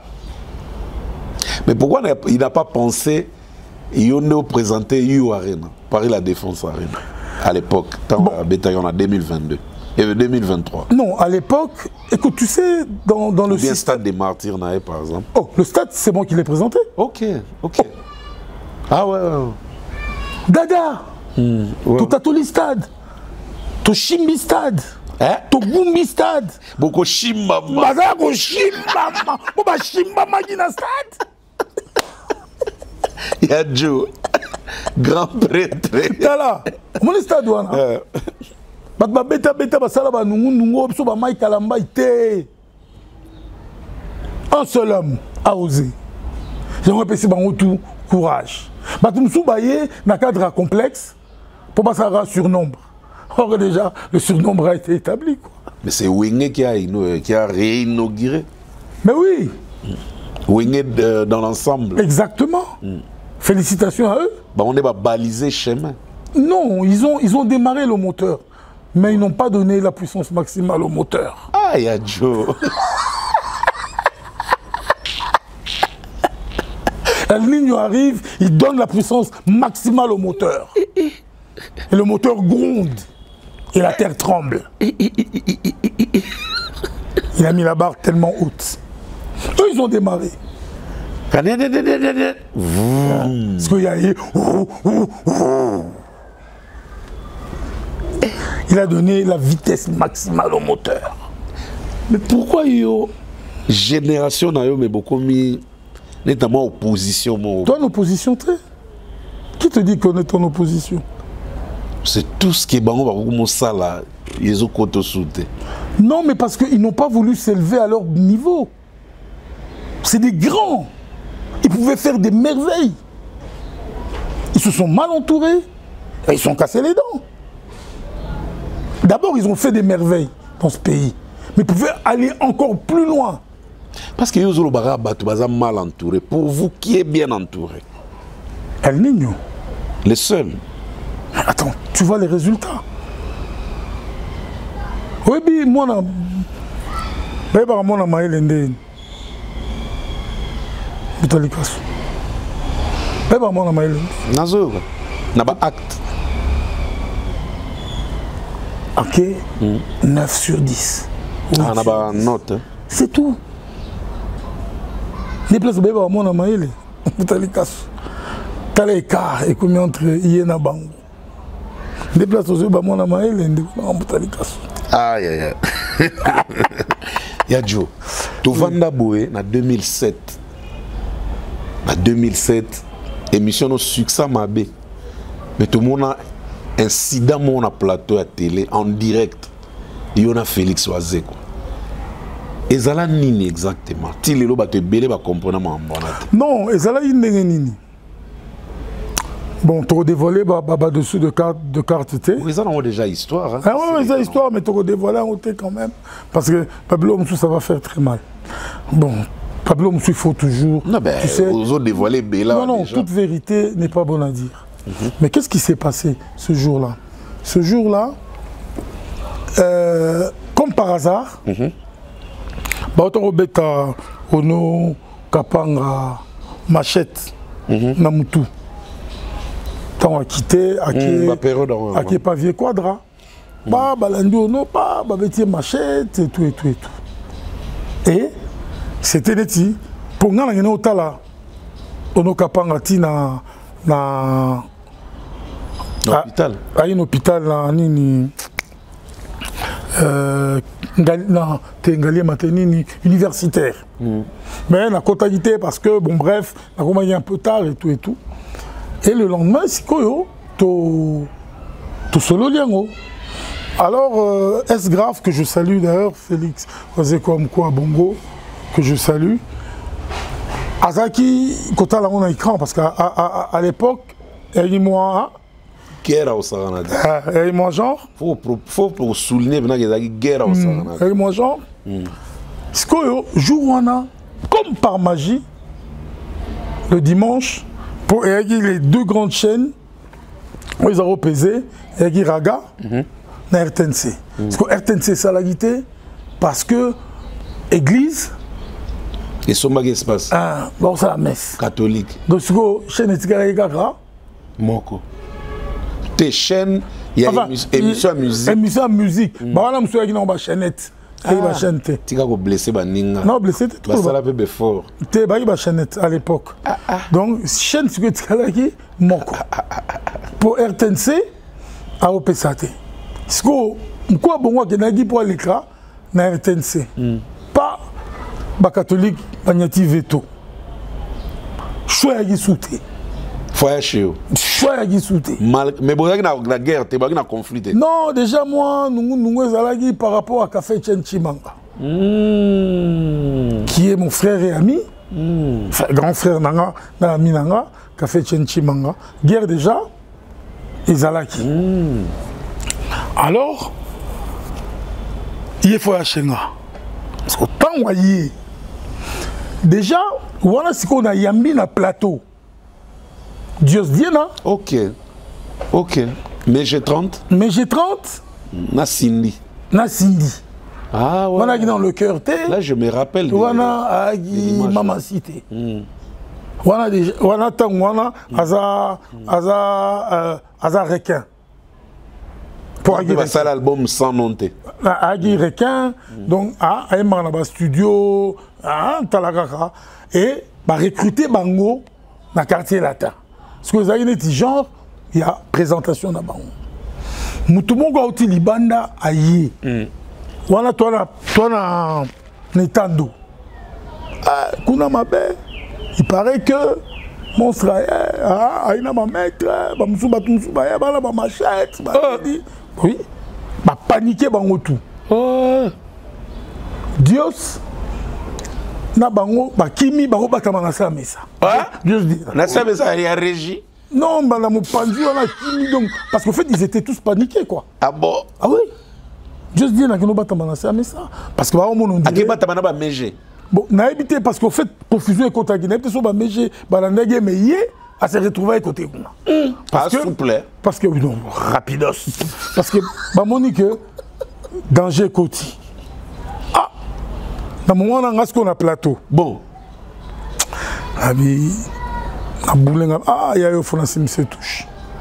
Il faut qu'il sache ça et comprendre. Parce que quelque part, on peut, dans ma comédie, je suis un peu comédien. Attends, à côté, au secours! Au secours! Mais on est allé au secours à la comédie. Pour te l'anda, on peut. Moutalikasu. Moutalikasu. Obi na ba masto ba ebinga. Ba masto to kolina bango, ba Givambi, ba Muzungu Mikabar. Baleki na biso bakambaka muzuna baviena kenda ba mukubwa sebada ngai na ki bagarreur de rue. Quand je te parle de bagarreur de rue, moi je me battais tous les jours. Mais baviena ba Claude Faka te il y a une cargaison. Non, à côté na kati na ngana zora ye na salle de démonstration à maître. Et moi j'ai fait la boxe tout le café Tchenchimanga. Oh. Depuis le moment où c'est vrai, tu colli, tout ça, la soupe pénate, un marteau pilon. Ah bon? Ah? Il y a un rataraté? De l'on ciné un monstre. Pardon? On ciné un monstre. Bon, on est en bon terme. Non, c'est une histoire, les gars. Oui. Même il y a peut-être ça au Tarabazo. Non, mais c'est un gars bien. Ah, mais ça coûte nouveauté, moi, on a extrait. Non. Merci, moi, l'intervention. Non, moi, je l'ai toujours soutenu, hein, parce que c'est quelqu'un qui s'est démarqué, qui est sorti de l'ordinaire. Ouais. Bien que Azouagi Alliance n'a pas tout sous période moi quand ça il va battre malamu mais et le bataille moro bah moi genre. Bon bref, c'est pour te dire que Nama Tongé Tuna bah tout bah dit que Tuna posons Gorbatchev. Ah bon? De vous avez la histoire Nama Tongé. Mais qui est la litonge Tuna qui est Joka? Tuna Muzungu Biko, Mikabar. Maître Biko, oui bien. T'es na yoka araka. Na mona de face oui. Yamane Tumba, Papa Zombie, de Babengaray. Donc au fait, je suis quelqu'un. Oyo, dans combat de rue, c'était mon métier. Tout la vie dans Claude Fakana, tout la vie dans ba gérer bon. Yo minimiser que on est moi comédie, mais il y a qui pena ya solo. A qui pena dans l'esprit. Mais si on peut na baki que na écran, na ko réagir té. Parce que Nangana Bima genre. Donc en fait le problème c'était le culpabiliser. Kosim se touche la carré. Comment est idéal là haut? OK. Yangwana zaki gentil na plateau non tant voyez ah non Joka Lilo Babimisaki. Ngai na ou les gars émission. Nana li camarade, il y a grand Nao Martino Kavola. Voilà. Tu vois donc toi les araponeti, mais nga déjà boule Shimbama. Tu vois? Donc en fait c'était Yemoutou a pesa qui impression Shimba yo. Non, yo zaki na boule à Shimba mais Yemoutou a déjà pesa qui impression Shimba yo. Non, tant ouais que en fait c'est le mot là oh tant on a bêté au secours. Bah bien Joka Saliboé. Mais en fait c'était pendant aussi me se touche. Tu comprends? Kaïro menacé. Mais or que lui il voulait seulement parler à Zouanetti droit de réponse. Tu vois, il n'était pas venu m'agresser. Mais le roi déjà d'esprit a moi systématique, il fallait pas te poser systématique dans les solo. Et que n'a pas bien ti après émission ti libanda. C'est quoi tangu et le roi de salami pas attends quoi à epo à kotana nini bakati antenne. La bakati antenne. Parce que malamo va venir la police. C'est quoi tant que tu fandi, tant que tu antenne, tu as ça. Non, une antenne, si l'IP, il n'y a pas bimi. Boussolité. Boussolité. Non, tout ça n'a été. C'était sérieux. Tout ça n'a été. Ah non, mais mon Djoka. En fait, il y avait rien de... Le fond n'était pas mauvais. C'est touche, il y a qui pour à droit de réponse. Donc, tu as mon boulot. Tant que bini. Voilà Joe Azal. Ah, Joe inaperçu. Batamage. Ça, batamage. Donc. À quoi il y a ébivé des biens? Il y a des gars au joueur. Il y a des gars au chimba. Il y a des batamage. Just dire là que je salue en tout cas. Et également à toi Lolo Milolo. Donc, Tobimi, Talabambila. Et à quoi ça pembe ni ga gérer. Nabisio Talabambila. Ndeko nanga likasu. Mbala moko namoni grand frère nanga musu souvient nanga Godard. Motemona. Qu'est-ce que tu kanga biso? C'est vrai. Oh. Ah, on arrive vice-gouverneur. Hein? Oui. Vigoda mto oshimba biso. Bambila bana badinga ah. Na bambila pesi mbombo boyi. Ah bon? On a Vigoda a pesi mitindo. Patia, on kanga. Oh, pour les gars dans la télé. Ben ouais, en live. Ça a dérangé les gens. Yoga vieux. On se trouve l'ordre public. On kanga yo. Ma bien avec autre que la vient na tabaka inga ba place. Ba place ba kodien na TV. Ah, bon quand même na koti na jeep. Ba jupe monstre. Oh, c'est vrai. Oh. Touchez maman. Touchez maman. Touchez maman. Tu es battu. Par contre, il peut monstre. Tu es battu. Ouais, par contre, il peut monstre. Toqué dans Kin Mazière. Bon, on entendre biso bon. Air Mogo, nga batiki nga na bimi. Parce que bachimi monstre. I. Mutu mo ga checker. Bocheka na kumba quoi. Devenir bocheka. Donc voilà. Voir mon lobinette dans le compas. T'es malade. Non. Oui, mais Marco quitte. Et au lobby ténor, t'es. Sur le bail ténor, tu vas te comprendre. Rien. Quand vous êtes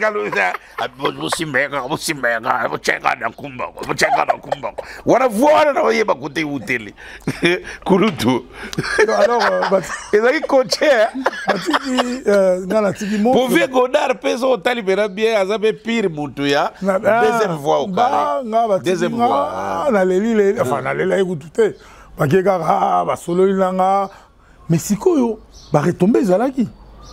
Ah bon? Oui. Pour la première fois, un gouverneur de la ville suspend un animateur télé. J'étais suspendu. Un délai indéterminé. Ah bon? Oui. Et le vieux Félix alors? Et Félix was quoi? Il y a Tikaliguna, bon, Bagardaga sur 2 ou 3 heures, 4 heures. Bon, il y a. En fait, nga va suspendre d'antenne.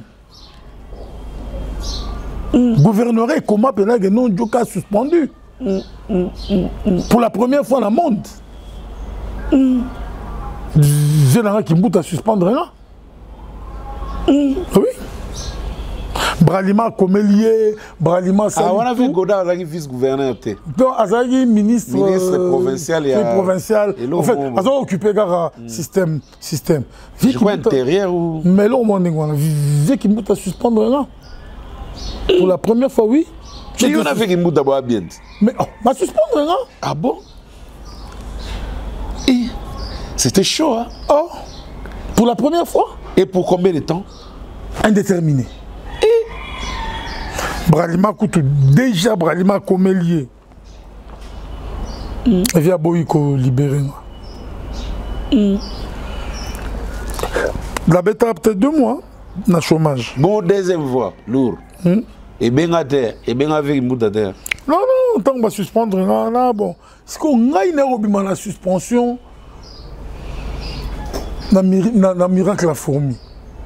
Il y a une idéologie après trop. Bouddha. Femme, fille, moi, on a bagui. Nous avons un baptême. Yé à Sololi,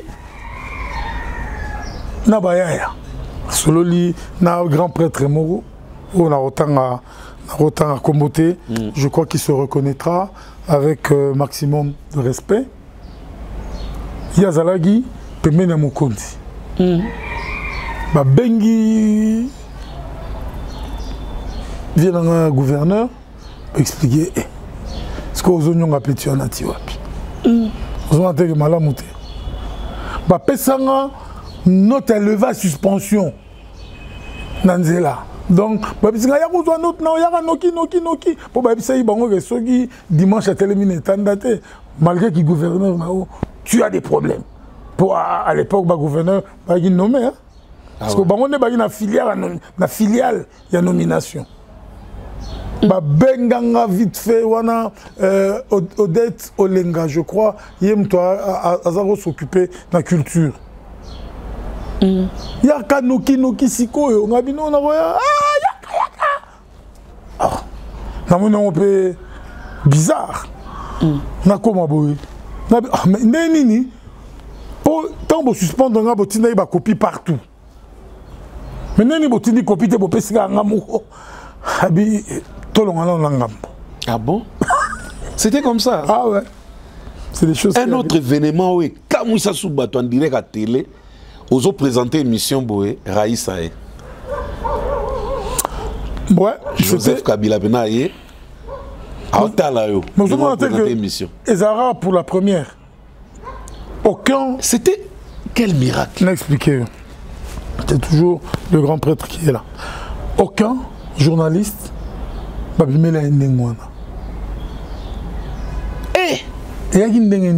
veille, il y avait un problème sur Villemort, je ne me rappelle plus tellement.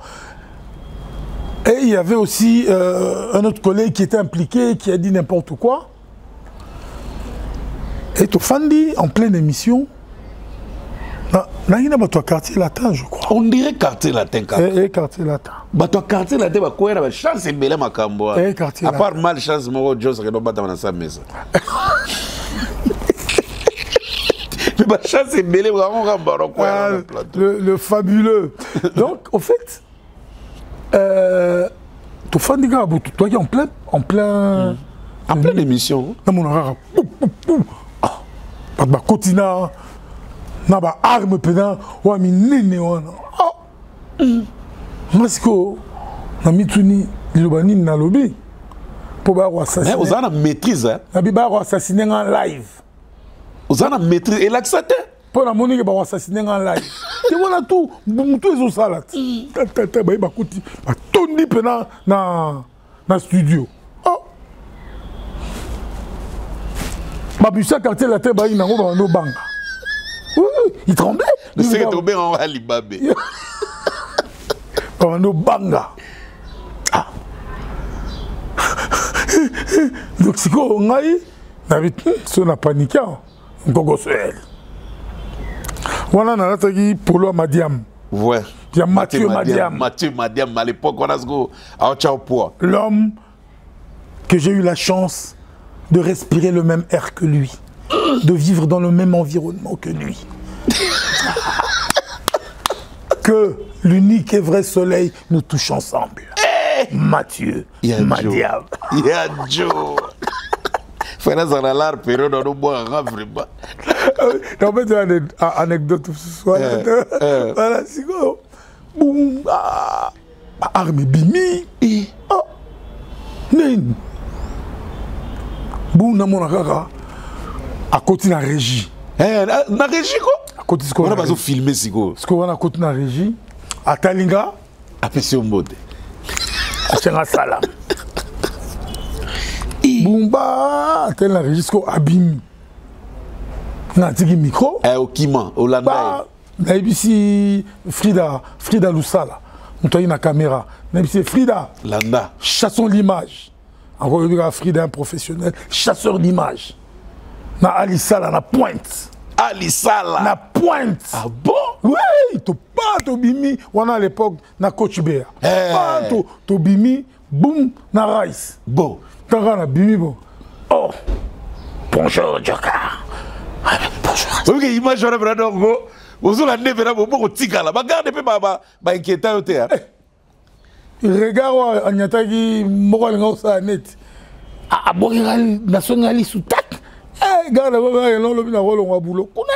bah nana raïs ouais ça il est diapason tol non bon en fait Yadjo lelo faut la vérité tout le monde tol en live tu venais dans le système à Tolingo Tolingo bon quand il y a quand même démo c'est là l'histoire ok parce que le seul journaliste a appelé ça en moins de 2 minutes mboté 3 fois.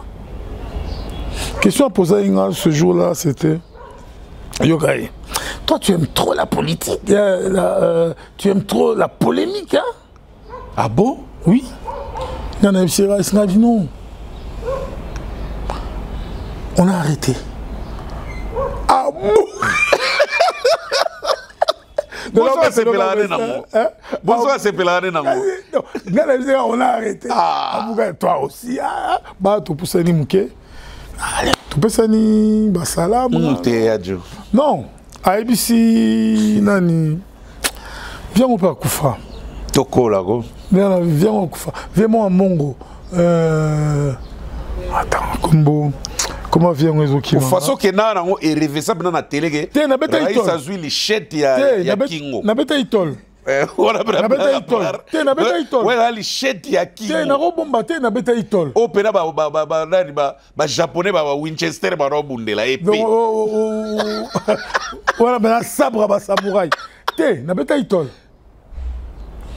mais mais au écarté par les salles. On a tout l'individuel. Bon, on va filmer, bon, on va y anglais tout. Bon. Viens au communé. Bon, le choix. T'es combat, t'es qui m'est tigara. C'est quoi? Il y a histoire. Il y a Rice, Atelier. À Benguier. À ABC, occupe-toi de lui. Eh, Nzambe. T'es conscient Nzambe, t'es pour. C'est vrai. Viwana, tant que s'occuper devant Raïs, viens Missika. Son mes numéros, appelle-moi demain. Maintenant, l'objet n'a bien vieux, boum, n'a bien guillé. Il n'y a pas de problème, le reste m'a dit, je m'occupe de toi, et tout ça. Peut-être avec son après-midi, on a bien ok. Soit Milou, soit Tintin, Tilelou. Yadjo, toi Mikoloko. Tout n'a pas allé. Viens à Pessangaré. Au Chimbama. Viens à Pessangaré. Au Mela Soupou. Batoutou Baye Biango. Non, il faut le damage, sans comment le damage. D'ailleurs. Viens au bien. Viens on peut ça mon t'es longtemps à comboter. Viens on ça là mon boutou. Non, viens au bien. Un vieux très connu mais azapé mto munene na culture ya ba mongo. À ce qui parle dans un téléphone. Répondez quand même. Tu le lo na beta le roi histoire hein. Biso te biga uzwa penelo. Pour que l'on raïs ou pemeni bu tamboli pe na en direct. Apesi injonction. Injonction qui a quel poisson. Maman nangai na shimba. Yadjo. Au côté dans le monde de journal ya chronique neni parce que yo DJ MC na miracle la fourmi chroniqueur et pour ça on peut bien. Mais au côté on est on a compris on peut être non, c'était simple. Viens dans Moko, Albert Bouibouiboué, Moutoyaki Kouzouanga. Albert Bouibouiboué a récupéré Radio Yaraga. Parce qu'il y a un programme et tout. Bon, à l'époque, il y a un programme avec moi, Likolo. Il a créé ce structure, il y a radio, on a Vianney Misumbi à l'époque, mais beaucoup tout est place à Kenda. Vianney Misumbi, je crois, Angleterre, je crois. Je crois Londres. Place à Zoyo Kanga Vianney. Vianney Misumbi, attends-moi signe de vie. Je te salue. Donc, Vianney, hein, toi et moi, mon équipe, mon soudé. Oui. Et puis après, comment il s'appelle bon bref, par combo Kimi na minute yo to former équipe parce que avec Ozwanga la radio pour créer l'ambiance, il y a boîte, mais la radio. Donc, on a soir, vendredi, samedi. Donc, en fait, je reproduisais la boîte de nuit na radio. Après, nani na Robin d'appétit nanga MC Tchekissa. Tchekissa. Ouais, Rocky Bill, le Moby Dick. Il passe à la succès. Na Robin da Rocky. Rocky, à quel dans genre il y a créé qu'il est là au moment là. Paeli Bisso, garçon Moraotei Bandundu, MC Fabiano. Oh lelo, parce que Fabien Kouswanika. Hein? Ouais. Ah bon? Bien sûr. Azara MC? Oh, MC Fabiano. Comment m'y peut ça? Ah! What a scoop! Oh. Oui, mais il a évité. Ah bon, mais non? Non, on a évité. Oui. Nana monara muta parachita mbamo logique. Azagi, Aotaï Bandundoye et tout. Bouiboué Boazouye. Yem to azazo relève nanga. Les vendredis, yem to azazo relève nanga namoui. MC Fabien. Fabien Kouswanika. Ouais. Mais il faisait bien aussi. Hein. Non, c'était... Toroboué wa qualité moutouté. Ok. Mais na miracle la fourmi, on est politicien. Genre, bon, bref. Ça, c'est sa vie privée. George Weah, pas vraiment président. Ouais, ça, c'est sa vie privée. Non, quand on a la vie privée, voilà. Lexus légal, pas vraiment des politiciens. Oui, ndouliste, mais bon, bref. Et on a dit, non, quand on a la vie privée, parce que c'est à partir de là, Naraga, ta. Après, on matasiko, la télé. On a télé, une émission. Attends, c'était quoi? Maman, t'es dans ma mémoire, je suis fatigué. Ah ouais. Ça fait tellement longtemps. On a la télé. Yom Tozora émission Mouibebo, non? Non, mais en fait, c'est Yem toi directeur. T'es d'habitude. Na télé. Na télé, Yom Tozora émission Mouibebo. Yom to continuer nango. Il y a comment Station One, non? Non. Station One, parce que tant que Ngaï, normalement, ça là, et qui. Et il y a chaque lundi. Mais il y a un succès dingue. Mais à l'époque, Popol, Moukelenge, Azaki, wana transfuge, à outil antenne A, aïe, yem tout ce qu'on a au sala, boulevard des Stars. Il n'y a pas une moto au sala en tête. Voilà. Popol cartonné, on a au sala, Hit Control. Hit Control, voilà les mots. Les noms. Les accords qu'on s'est déplacés, tout ça, ça marchait très fort. Après, Popol, à Londres, qui n'avait vachement dans ma tête, a remplacé, parce que je sentais vraiment que j'ai les accords. Puis, à Londres, boom, Station One et occupé espace, Tinati. Tinati, mais tout le monde a vu Jonami Kili.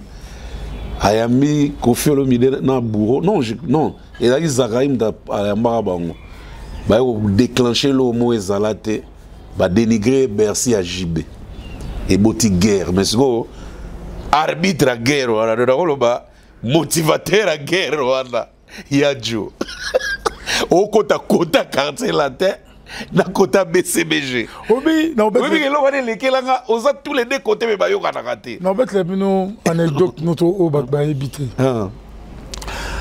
On a toujours préparé film Les Alliés contre Ben Laden. Donc les Alliés, Egi, Bazaïko, Bawenge, Ben Laden, Kofi. Et ils viennent à Somopa. Toi, il y a un master Serge, à Osalapé dans RTNC. Tu filmer. Il faut pas monter. Via Yoki. Canon, Joe Kazana, image moko, vraiment sur les bimi, aux Ankokoso. Toi, il apporte 200 toits. Ngana Serge. Comment ça n'apporte enfin bateau wakenda Port de Saint-Ouen, sur le métro, bistrot moyen dans mon panzi, tout fendu. Pour via Bengi Bouboul Iondela. Pour que vous menacez Joka, Boboté, Bobake, image. Caméra na image. Oui, via Kram. Boubou est vivant. Ah ouais. Boubou est vivant. À quoi témoignage? CCI. À l'époque, tu as filmé la caméra, on a soit pas un frère et un ami, Rigo Makengo. C'est lui qui m'a offert cette caméra. Ma mamie la douce. Ah, voilà, donc voilà, c'est ma famille. Quoi. Vraiment. Donc, il y a une caméra, il y a une caméra minée, mais il y a une cassette, il y a i8. Donc, vraiment une caméra pro. Il y a bien. Donc, il y a un Serge, il y a filmé. Bah, tu es. Ah, boum, tout le monde a base Badi Banga. Bah, judoka, donc, bah, tout va boxeur, mais il y a des gars. Il y a là, à même les bande de coulonneurs européens. Mais si go, sont pas de quoi agresser, c'est des bandes de coulonneurs européens. Voilà, na mitindo, il y a vie. Et ça en est pour eux. Il vient me taper ça ordre. Tout solo il a boubou là, donc fait boubou là qui est calme. Il n'est pas monté que au menace vanir au solo na mino. Non. Mais tu es banni depuis la nuit des temps. Bah boubou là, tout betika katina boubou là, non moni bon boubou. Na master na ba yola pour égal comme bitumba. Et be barak. Ah bon. Serge pe maman bitumba est bien monté. Ngape nazara ngamoko bango ba isoyi combien. Donc, attends à s'engager. Il faut négocier. Attends à s'engager dans le Chimba. Il faut négociation. Donnant. Bon. Ok, bon. Binobo de violence, Bochakuna. Parce que via promettre un fana changa likonda pour acheter les plans. N'est pas à bouca plan. Ok. Si quoi, Nathalie Serge Atalinga. À Kodenga. Il y a toujours beaucoup de cassettes. Parce que nous avons hésité. Il y a toujours beaucoup de cassettes. Et puis, beaucoup on a mis sur l'avant. Est-ce qu'on a Tali Serge, on a mis sur l'avant. Les gens des autres qui ont été Serge. On a déjà des producteurs, Jimmy Mukelenge, Nani, JD de Fer. Donc, on a un bon oboé. On a injecté. Les allées contre Ben Laden. C'était parmi les cassettes les plus vendues dans la période. Nathalie sous Serge pour l'emballer sous quoi. C'est un bouca.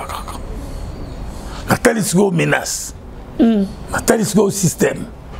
Nathalie sous l'iconda. Oh, ils ont osé là pour nous taper.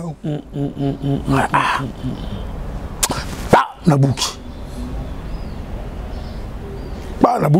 Devant Boubou là, na bouki cassette, tu vois qu'il y a la poubelle. Boubou la monique, poyé, Joka bouki cassette, pas si vieux rapport à cassette de ces boucani, tout ça. Ok. Allez, na ba gangster na base Badi Banga banani, bakei. Na Serge, tozongi na toujours on a bistrot to mena sur café moko on a découragé to ko na café to fandi on va Serge sina mo ndezana to ke na poubelle on to récupérer cassette. Mais c'est Bougamine. Kokim te Boukani.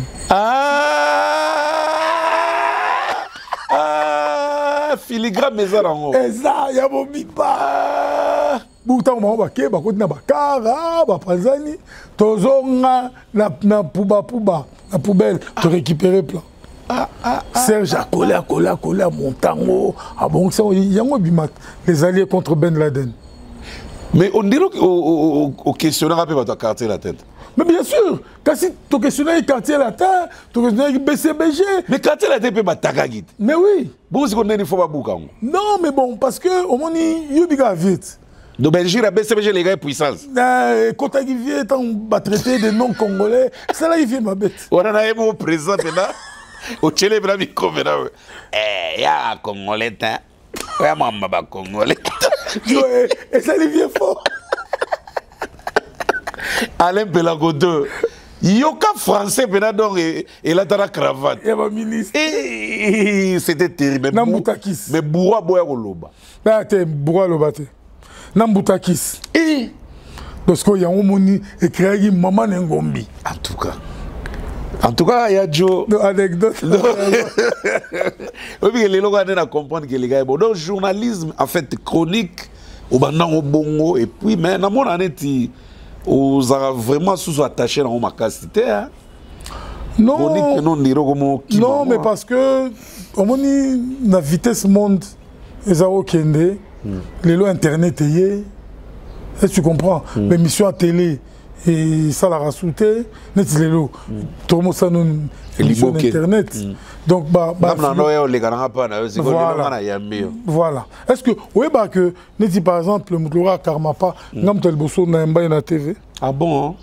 OK. Nakin ton apoto. Nakin. OK. À l'époque Naraga doit tout ça côté UTEX Africa. Ouais. Karmapa a Chemulongo, le roi bandoliste et tout, tu vas te gagner Karmapa. Et puis Maïcha Park, Nengo Pélis la monto. Parce que la Maïcha, Moutulanga Zaïwana, à l'époque, Nana Chituka, Yoebi, toi, qui, toi, pendant Bakolo système. En tout cas, il y a Joe Limbisa, on a trop de questions, mais avant tout, nazo signaler ka bandeko naso baliboki c'est que Chimita El Diego, grand prêtre Chimita El Diego.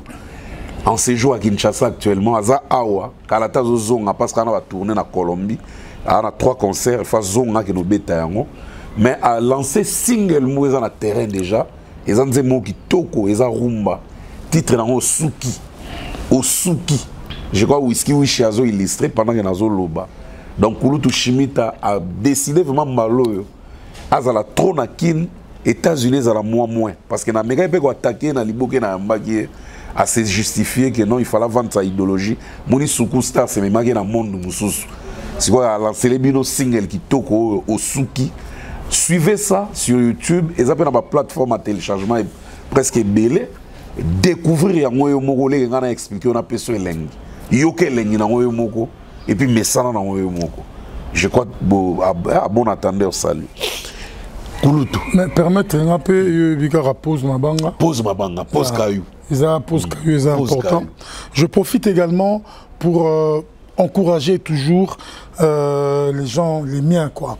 Donc là, je commence par Oscar Bokolomba Ewawa, le PDG d'Asti International, le seul et l'unique sapeur-pompier. Lui, le feu le connaît et il connaît le feu. Et il sait comment maîtriser le feu parce qu'il est feu lui-même. Oscar Bokolomba et Wawa. Et je profite également pour faire un grand clin d'œil à Patrick Ola. Patrick Ola, le DG de Vénus Assurance. Vénus Assurance, assurez-vous, c'est le seul au monde qui assure le cœur. Hein? Oui. Ah bon? Il y a Mambabolingo Assura. Il assure. Pas sur assurance qu'en cas de Baboyo. Non, Baboya était Bandabota. Assurance et couvrir. Donc là, c'est Patrick Wola. Et je profite également pour saluer et remercier pour tout le travail qu'il fait. Le premier Litongien. Depuis Eki Rankin, les Lekomi Matongé, Totikala Kozwa sénateur T. Ah bon? Ah oui. Sénateur Azara Moko, Mike Kabasele Toubajika. Depuis Rankin, hein?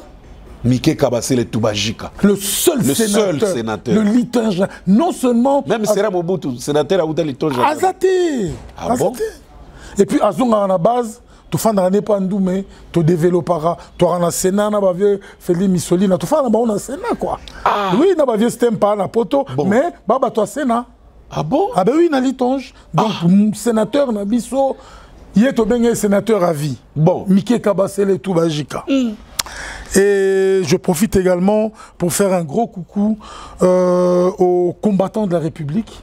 Binombo Bomonaki bateau, Ezaki na Roninga na baguerre, les lots messages, le bien anti-message. Je crois que son Excellence, le ministre Patrick Mouyaya, a tenu bon. Donc je tiens également à te remercier. Et la grande famille Chimpaka, na Matongé, il y a Lili, il y a Joujou et Katanda Goré. Également à toi, mon grand frère de cœur, Atoli, William Atoli. Voilà, vraiment, je suis de cœur avec toi. Joe Moko bien, Adida Kessé, le grand Parisien. Le vrai Joe. Oui, Joe Solo. Bon. Également à toi, La Bomba, Isabelle Bolébé et Michel Mavinga. Voilà, Bango Baza na Liège.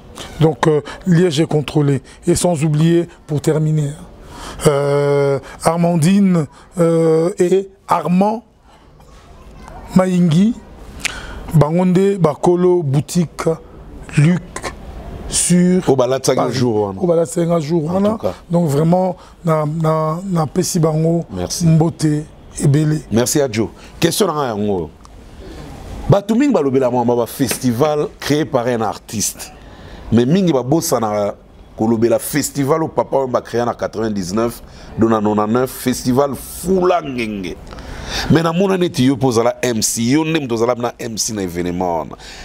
Et les canne ezala na onen, non mais festival wana je crois que bon, c'est vrai que l'état contacté parce qu'il y a particulier.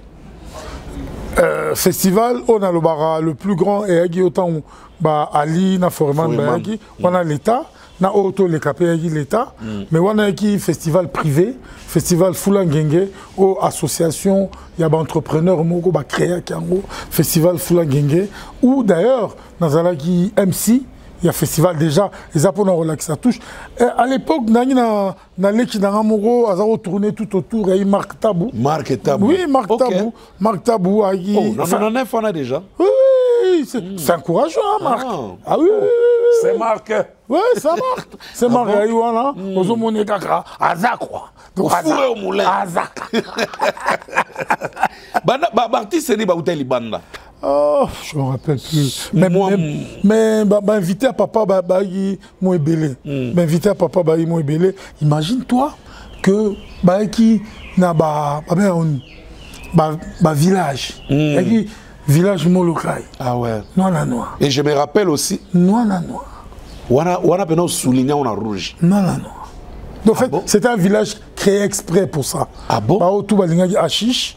Soroyo okuta Achiche, okuti Mwansamba, okuti Mwalotoko. C'était un peu traditionnel, quoi. Pas de whisky, pas de bière. Et rappelons que Kolara Mbalamon a 50 ans d'âge, papa. Oui, à l'époque. Il fêtait aussi ses 50 ans. À l'époque, ouais. Très bon festival, en tout cas. Non, on a un maître de cérémonie. Okay. Je sais de quoi je parle. En tout cas. Yadjo, on a Chepozawa pour foutre les gars acte 3, tu vas vider tout. On a yebi ba la tellement le bel na yo ba la tellement liboke non guna na habité to qualifier liboke anini parce que to chango ya mposé ya mbele yo kutu mposé te yo faut que lomo to chao na batu ba kufa batu pena des fois te c'est que to conclure na mon nini na liboke na non mais pour acte 3 zoya bon remarquer que na Simalanga dans le drapeau à Congo na Sima ouais. Il y a Boutalika sous drapeau à Congo. J'aime mon pays. Pourquoi? Oui. J'aime mon pays. Donc il y a aussi un abino nyonso. Place Bozali, ba Congolais. Tout le gambo cannabiso. Tout fois un drapeau nanda kunae. Donc je profite pour saluer Ado Yule. Mututu au ambassadeur à jeunesse. Hein? Donc Mututu fois un drapeau nanda kunae. Il faut tout là que ça patriotisme. N'engemo aux États-Unis. Partout au monde, drapeau aux États-Unis, soit Nelamba, soit dans donc, aimons notre pays. Parce que, Batouba Lingambo, Kanabiso, Kolekabiso, Bazate. Les Lobomonika avaient plus de 30 millions de morts. Heureusement que le président Félix Aye, Bolinga était, mais à ça, l'exploit Moko Oyo, aucun président n'a fait avant hier na Congo, Kolukapé. Parce qu'au fait, tout se donne avec donc au PSI, il faut attendre que mon ninga paie azwa. Yango lelo après 30 ans azo sala effort tous a paix pour payer un petit cala il y a libé là. Donc voilà un peu signification il y a un drapeau mi-balé et zali que je suis congolais, j'aime ma patrie, j'aime mon pays et bon que le président Félix, que Dieu le garde pour paix et quota pour moi na Congo. Ils en ont est, ils en ont partout à Koufasouté. Donc voilà un peu symbole. Il y a un drapeau au mi-balé. Pourquoi il y a un cigare trop? Parce que Moutaro Melangoming, c'était mon père. Oui, il y a un cigare Nandaku. Ok. Solo Nango, Namon Soro, Ezo Bimanga, Nanzo, on dirait Nagomi père Nanga. Ah ouais. On a commis Monsieur Joseph Kabengele. En tout cas. Merci. Et les lots en profitant, parce que tu as retourné mission, les lots, à journée na bango. Ah ouais. Ils ont journée, il y a des parents. Ils ont journée à papa. Ils ont journée à maman. Donc je vous dédie cette journée. Je sais que là où vous êtes dans l'au-delà, vous allez également fêter. Pour moi, aujourd'hui, ce n'est pas une journée de tristesse, au contraire, c'est une journée de joie. Parce qu'après vous, j'ai fait du chemin. J'ai dit que maman Robetanga Bigogotro, pour Naïm Oboulou Makassi. En tout cas. Mais mon père était un homme très très doux. Donc les lots, c'est eux qui m'ont façonné. Parce que mon Ingane Nazawa n'a pas bendé. Qu'il pleuve ou qu'il neige, pardon, Naza. Oui, Moutalika sous les lots, au Rotel Manozo Finganonga, rien à cirer. Pour la Djoka. Ah ouais. Les lots avant d'atteindre, il faut atteindre Kombonanga.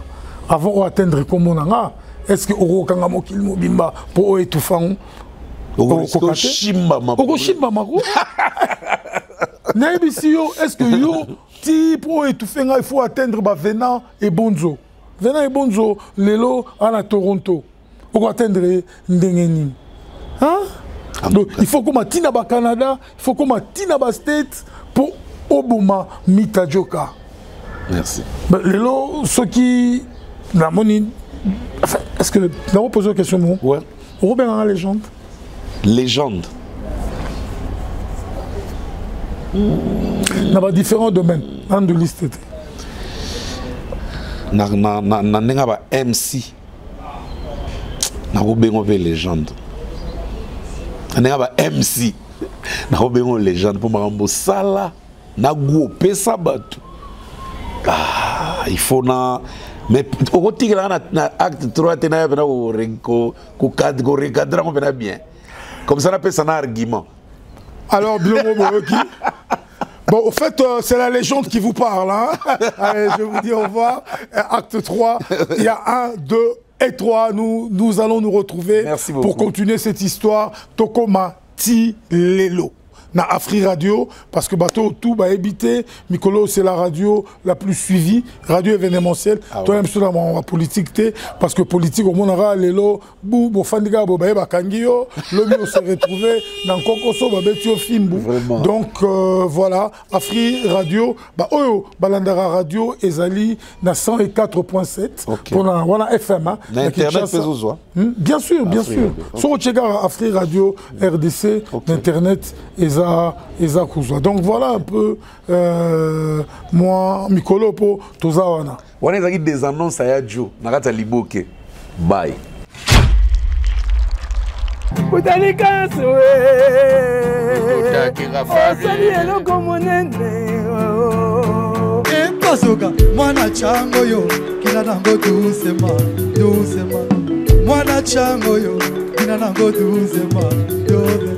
Bagwa mutalikazo ina nango doucement doucement balikole ina nango doucement biloko mutalikazo alinga yo babengi liboke liboke liboke